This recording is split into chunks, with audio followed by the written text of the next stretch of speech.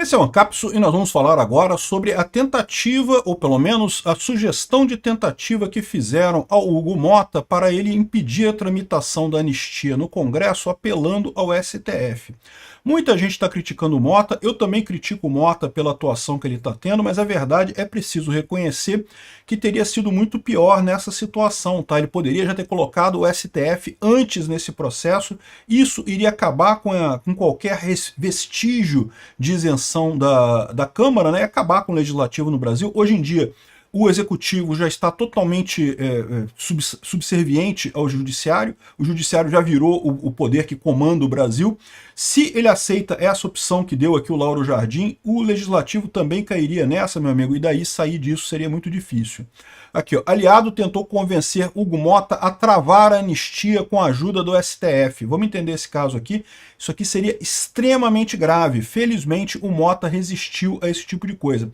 O Motta pode não ser o melhor presidente da Câmara de todos os tempos, muita gente criticando aí. Mas acho mais engraçado o pessoal falando assim, não, porque tá vendo, foi o presidente que Bolsonaro apoiou e coisa e tal. Meu amigo, qual que é a alternativa? Que alternativa que tinha? Se Bolsonaro não apoia o Hugo Motta iria ganhar do mesmo jeito, porque ele já tinha todos os votos para ganhar do mesmo jeito, e aí o Bolsonaro não teria nem como negociar com ele alguma coisa. Esse pessoal, é tanta vontade de criticar Bolsonaro que o pessoal parece que nem para pensar no que está falando, né? Essa notícia foi sugerida por Helder Carinhoso nas orgias de Utah, Tigresa VIP, Anão Pistolinha e várias outras pessoas. Obrigado aí ao pessoal que sugeriu notícias lá no nosso site, no visãolibertaria.com, e obrigado a você que está assistindo o nosso vídeo. Se você gosta do nosso conteúdo, por favor, deixe o seu like e se inscreva aqui no canal, né? Pois bem, o Lauro Jardim, que vocês sabem, é um dos principais porta-vozes dessa história toda aí, do governo, da esquerda brasileira, da elite aristocrática socialista de Brasília, está dizendo aqui, ó, que um aliado tentou convencer Hugo Motta a travar a anistia com a ajuda do STF. Seria relativamente simples, tá? Porque ele poderia alegar que a proposta é inconstitucional por definição e pedir que o STF desse uma liminar suspendendo a tramitação dessa proposta na Câmara.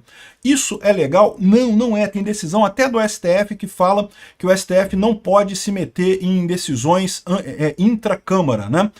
Depois que o projeto é aprovado, o STF pode ser chamado a dizer se ele é inconstitucional ou não. Mas enquanto ele está sendo discutido dentro da Câmara, o STF já tem decisão do STF nesse sentido, dizendo que o STF não pode interferir nisso enquanto ele estiver sendo discutido o projeto dentro da Câmara. Isso é prerrogativa da própria presidência da Câmara, né? Mas vocês sabem que ultimamente o STF não quer saber de nada, né? Foda-se jurisprudência, foda-se a legislação, foda-se o devido processo legal, nada disso importa. Então, se ele tivesse pedido essa liminar, muito provavelmente algum ministro daria. É aquela velha história, o que eles iam fazer para não causar o conflito? Eles dariam a decisão liminar suspendendo a tramitação desse caso, pendente de uma análise no plenário mais adiante na questão do mérito. Lá mais adiante, quando analisassem a questão do mérito, iam decidir que não, isso é uma questão intramuros do Congresso, é o Congresso que deve decidir isso, já tem até definição do STF para isso. Só que nesse meio tempo, entre o momento em que, né, protocolou a ação e a decisão final do processo, essa questão da anistia ficaria parada, né?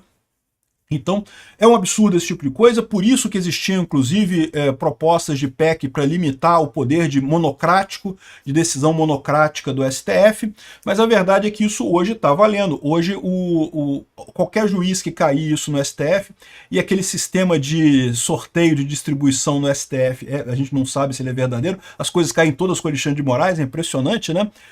Dependendo de com qual juiz caísse, ele poderia simplesmente dar essa liminar e daí suspender a tramitação da coisa, né? Lembra? O que é um pedido liminar? É um pedido que é feito antes da justiça decidir de forma final aquele caso, né? A parte alega que os prejuízos são muito grandes se aquilo continuar e coisa e tal, então pede um pedido liminar. Repara que, nesse caso aqui, nem faria sentido uma liminar. Por quê?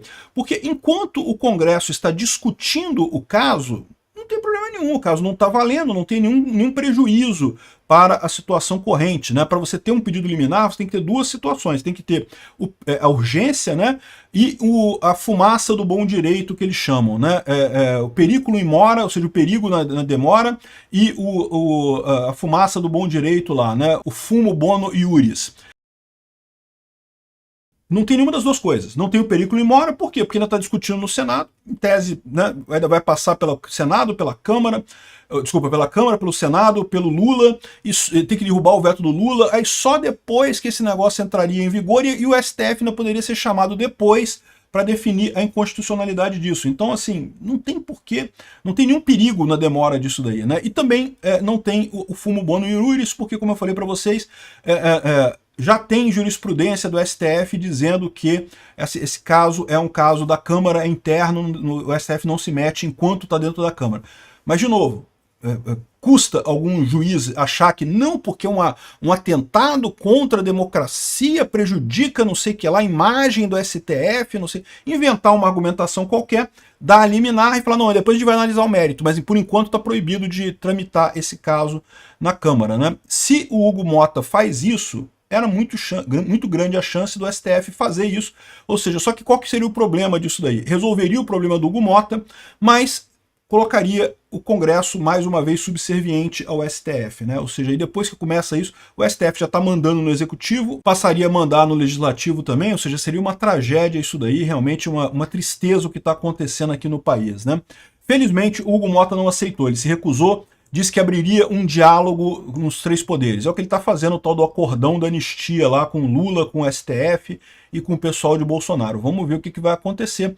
Essa semana não deve ter nenhuma novidade nisso daí, mas na semana seguinte vamos ver o que vai acontecer nessa história, né?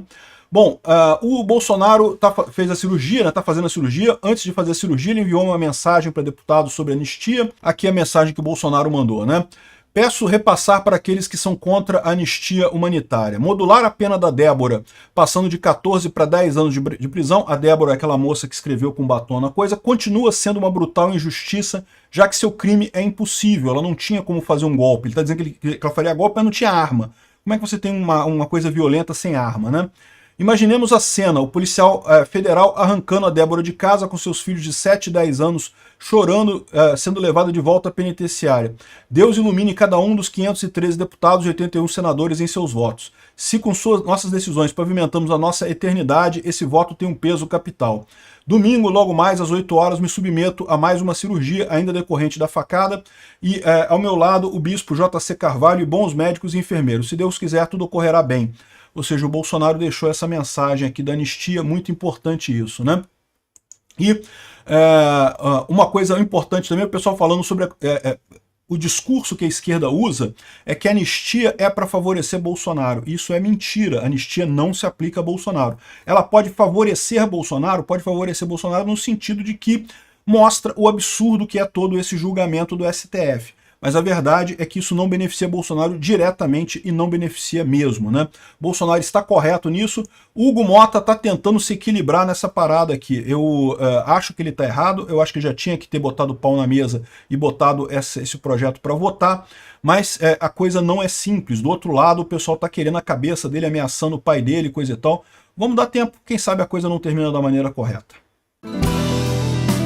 Obrigado por assistir o vídeo até o final.